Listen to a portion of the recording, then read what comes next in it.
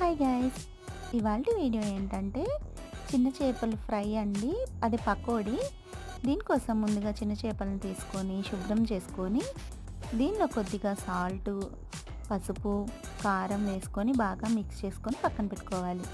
10 minutes తర్వాత ఇందులో నేనైతే కార్న్‌ఫ్లోర్ వేసుకున్నాను. మీకు కావాలంటే శనగపిండి కూడా వేసుకోవచ్చు అన్నమాట.